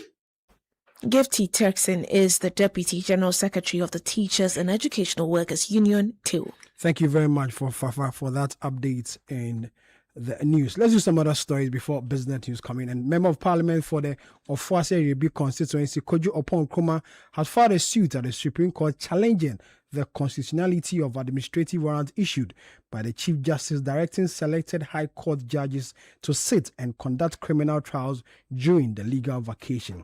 In a writ filed today, Mr. Opon Nkrumah names the Chief Justice Paul Bafoboni as the first defendant and the Attorney General and Minister of Justice Dr. Dominic Aini as the second the defendant in this matter. Mr. Opon Nkrumah is invoking the original jurisdiction of the Supreme Court under Article 21 and 1301 of the 1992 Constitution, seeking declaration that administrative warrants issued by the Chief Justice are inconsistent with the Constitution and are therefore null and void. Mr. Opon Nkrumah, at the center of this case, are warrants directing selected criminal cases to be heard during the legal cases, which runs from the 1st of August to the 30th of September 2026. Mr. Ponkoma's statement said that his actions was not directed at the constitutional authority of the Chief Justice to administer judiciary or regulate the sitting of the court. However, he argues that the exercise of such administrative powers must remain subject to the Constitution. He further says or contends that the warrant has been practically of giving priority to selected criminal cases while other pending criminal cases remain outside their scope. According to him, this arrangement creates a classification among similarly placed criminal proceedings, accused persons, and litigants. The MP is therefore asking the Supreme Court to determine whether the Chief Justice's decision to issue the warrant directing selected High Court judges to hear criminal cases during the legal vacation is constitutionally right. Daniel Drew has joined us in the studio to give us the latest in the world of business. Hello, Daniel. Hello, Brasami. What's in business? Right. So the Channel 1 TV is on attack auto sale and expo ended today. I've heard people in the Newsroom say they are going to buy some of the cars. Sure. In fact, Zonatech has announced that their discounted sales continues tomorrow. I'm going to buy one. Are you? I haven't reached there yet, but I'll buy one surely. All right, thank you so much, Brasami.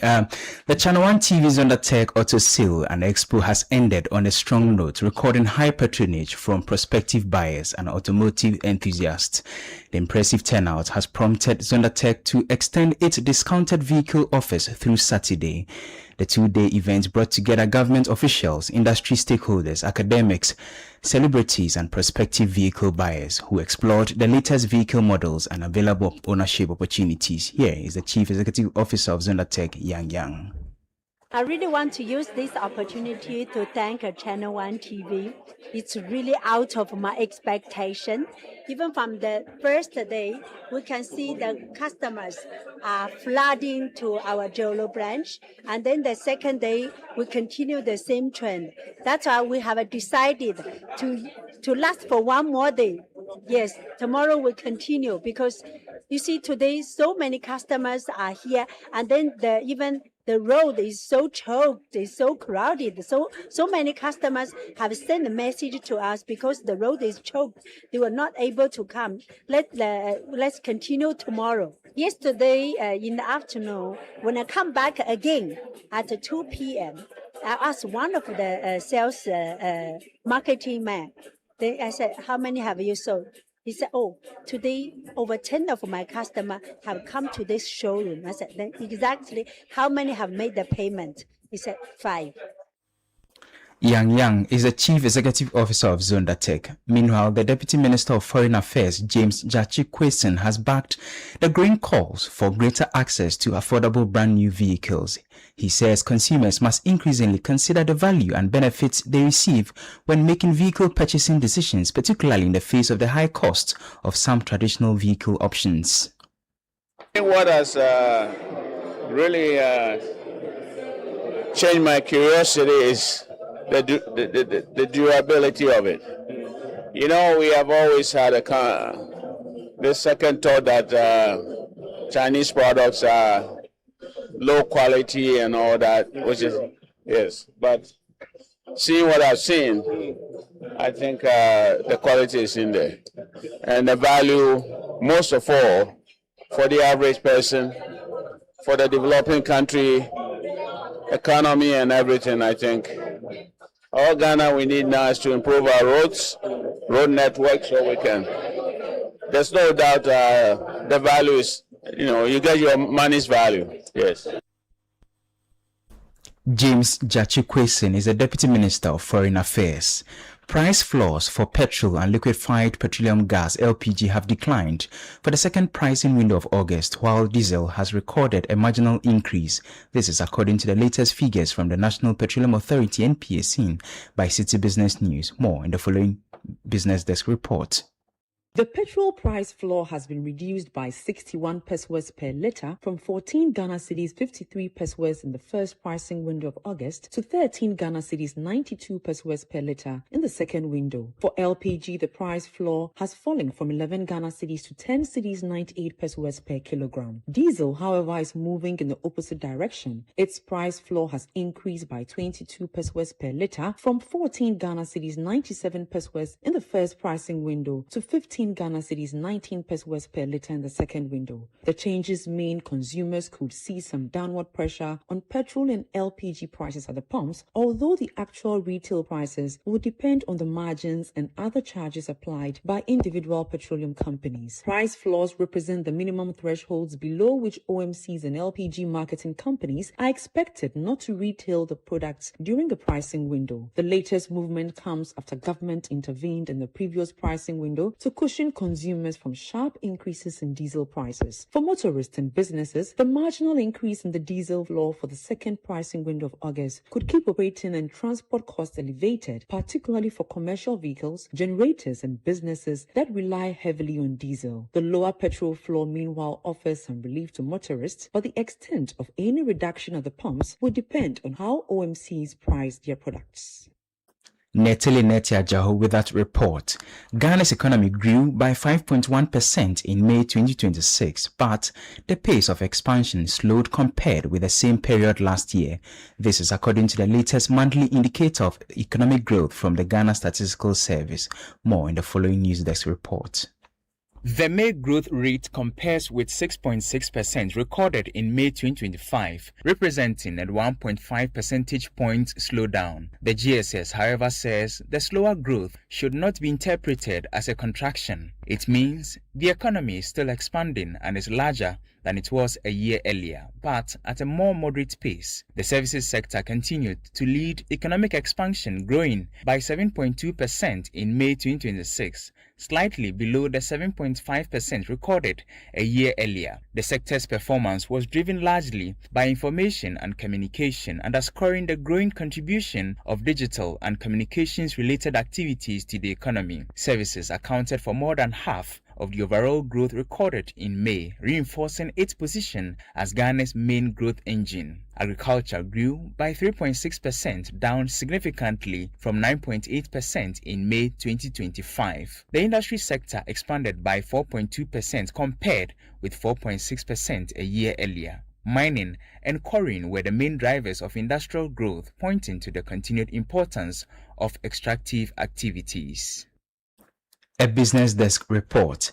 The Ghana Cocoa Board, has barred licensed buying companies, LBCs, from purchasing cocoa beans on credit from farmers, warning that companies that breach the directive risk losing their operating licenses.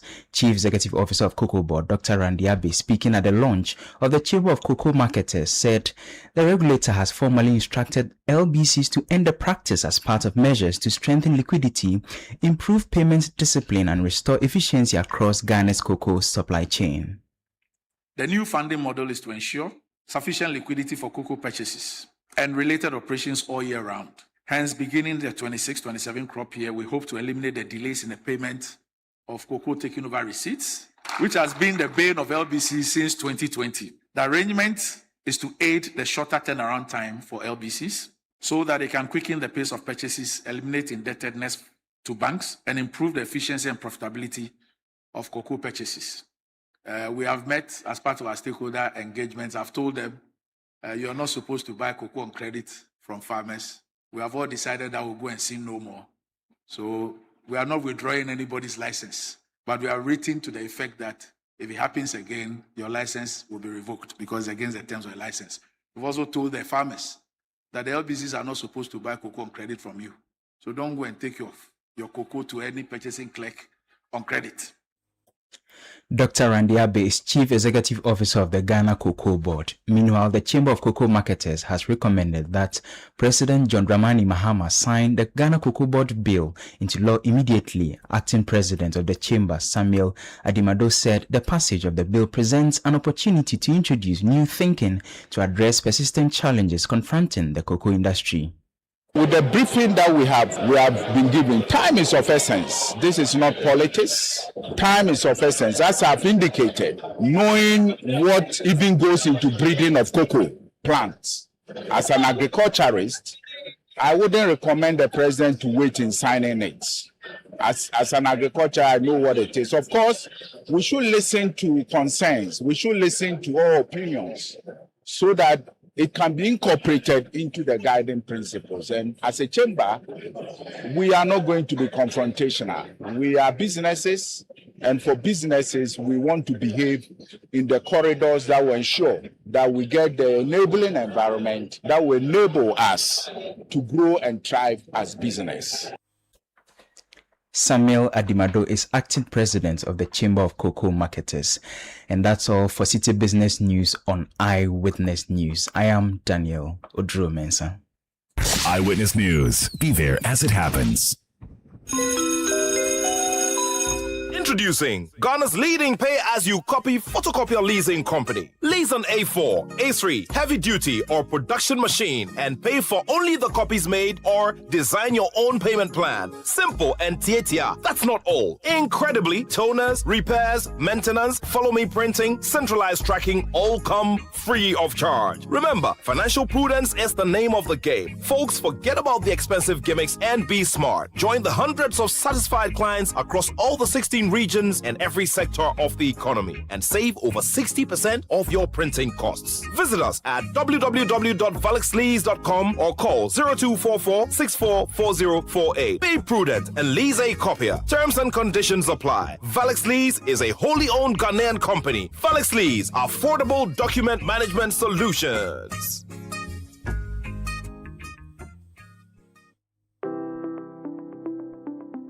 Live your dream now at Eden Heights. Move into our beautifully finished and ready to move in 3 and 4 bedroom apartment or penthouses thoughtfully designed for modern living today. Enjoy the serenity of a secure gated community with a fully equipped sports complex, landscape surroundings, ample parking, 24-hour security, reliable backup utilities, and convenient access to shopping, entertainment, and everyday essentials. With up to 3 years interest-free payment plans and mortgage financing options available, owning your dream home has never been easier. And here's the good news. Pay 50% or more and move in today. Book a viewing now on 0501-531-444 or 445 and on our website at www.edenheights.com.gh. Eden Heights, the heights of modern living. Your home could be anything you want it to be. It could be a stadium. It's just 12 yards out. He shoots. Oh! Yes! What a strike! It's a goal. Or a gaming arena. Yes! Let's go! Sometimes a classroom.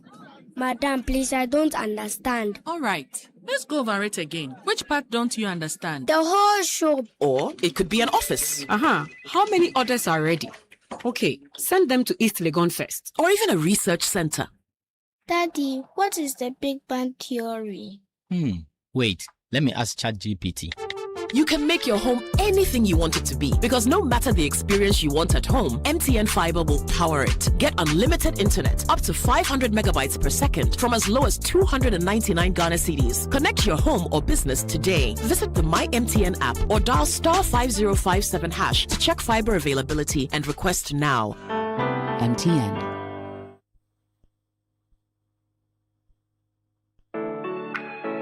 Business owners, entrepreneurs, and investors, your next big business opportunity could be waiting for you at the Canton Fair 2026 in China, and Litina Travel and Tours is taking you there. From October 23rd to November 5th, join the Litina China and Dubai Business and Leisure Delegation. Meet manufacturers face-to-face and source quality products. Whether you're into electronics, furniture, construction materials, vehicles and spare parts, or more, this trip is for you. And after business, Dubai awaits with 2 days of premium leisure, exciting tours, and a relaxing spa treatment treatment to recharge. Your visas, flights, hotel accommodation, B2B meetings, guided tours, travel insurance, and ground transportation all arranged for you from just $3,799 US.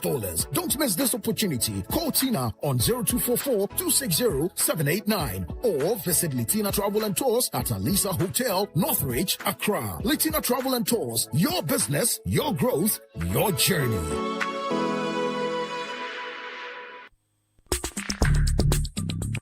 Let your voice be heard on Eyewitness News on Facebook at facebook.com/Citi97.3, Twitter at twitter.com/Citi973, and Instagram at instagram.com/Citi973 with the hashtag Eyewitness News. Welcome back. This is Eyewitness News coming to you live from our studios here in Accra. It's now time for Talk Back. And remember, Talk Back is brought to you by Valex Lease Equip Limited. Valex Lease affordable document management solution. And Talk Back is a segment where the views and opinions you express on the stories we brought to you tonight on Eyewitness News is read out to you. I'm joined by Fred Tete Jabano, head of current affairs at Citi FM and Channel 1 Television. Fred, what is Paul Akapo saying? Paul Aka Jr. from Ahafamim says Ghanaians expect the MPP to have an incident-free regional elections tomorrow. We can only wish all aspirants well in the impending election. Richard from Amasaman says the MPP regional election tomorrow is just a formality. 2028, the table will not turn. He has been super glued. Jeremiah 29 verse 11. For I know the plans I have for you, declares the Lord. Plans to prosper you and not to harm you. Plans to give you hope and a future. God's plan to give Ghana a future and a hope is in the hands of the NDC, Eyezu. Look at the gargantuan revelation about the appointees, Nana Baumia defunct government, never again. Abi National from WA says, whoever MPP elects as regional executives, they will still remain in opposition in 2028. Daniel in Sandama says, I wish all the MPP regional aspirants well in their respective contests. Even though their party is in disarray, I hope they work hard to rebuild it into a stronger and more credible opposition going forward. Isaac in Tamale says, tomorrow's MPP regional elections is their internal matter. We in the NDC wish them peaceful election. Ghanaians are watching to see if they can practice the democracy they preach. One last time before Fred comes in, Will's Yoga in the Volta region says, wishing the minority MPP all the best in tomorrow's polls for electing regional executives.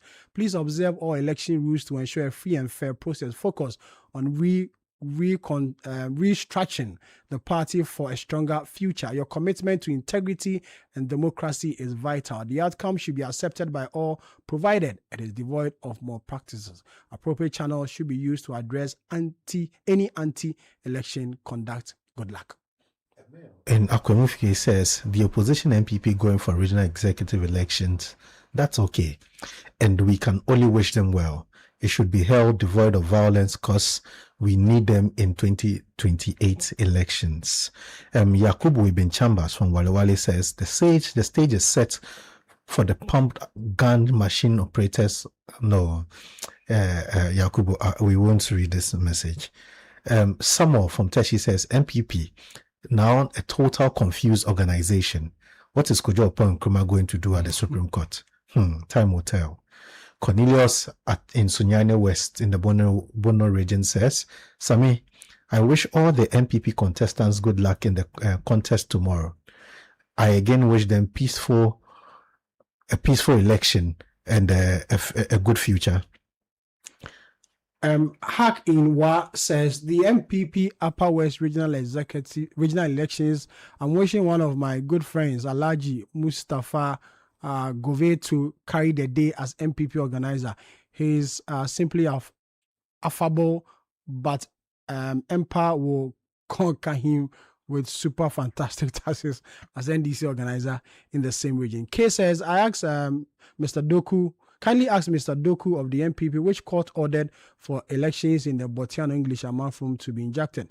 These party leaders are the ones destroying the party in the Greater Accra region. It's bad. Very, very bad. Maxwell says the government that failed to plan and engage the people is bound to fail. A serious country will not destroy schools, churches, banks, existing market infrastructure just to build an afterthought 24-hour economy market. Ghanaians were promised a 24-hour economy and not afterthought 24-hour economy markets.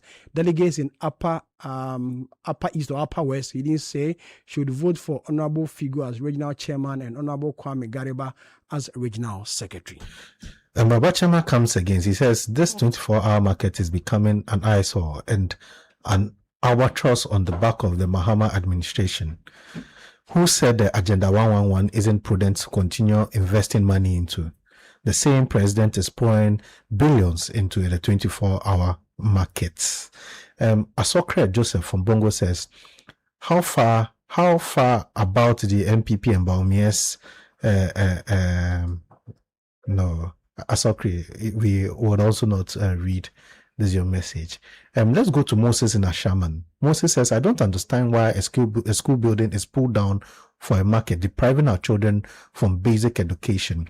There was no mention of a building or a new school which had to be relocated. The children have to be put first. This is Moses from Ashaman. Sami. This one in Tema says, I don't understand why this administration will pull down buildings in the name of constructing a new marketplace. At best, they should use that money to renovate the deplorable markets we have in this country and stop pulling down old structures in the name of 24-hour economic markets. Final one before we check out of the studio. Ima says, why is Kojo Opon Nkrumah and the MPP in the court? Do they think this particular Chief Justice or the Supreme Court was the same under their tenure where they could control it? No way, that will not happen. I think that's it.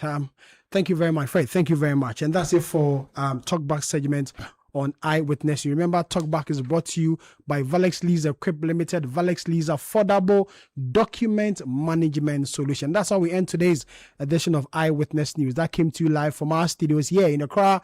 My name is Sami Wiafe. Earlier you heard Fafa Melody with news updates and Daniel Odro with business. Show produced by Beverly London, Fred Tete Jabano, Julian Odame, and Umaru Sandamadu, as well as was Kwabna Wilson.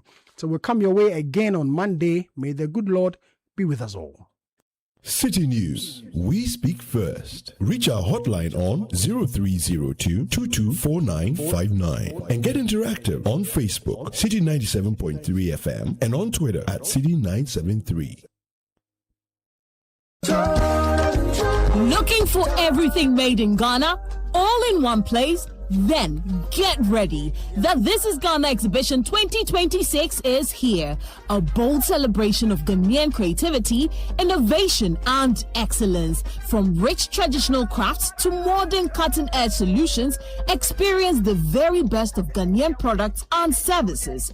Explore excellence across key sectors including automobile, agriculture, education, health, hospitality, fashion, technology, food and beverages, creative arts, beauty, retail, and more. This is the biggest Made in Ghana fair, bringing together SMEs, startups, manufacturers, local creators, indigenous corporate bodies, entrepreneurs, and innovative businesses all under one roof.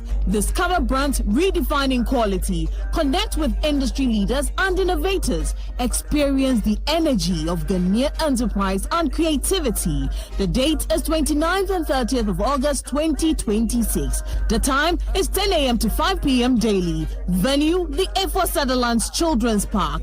Call 0205 973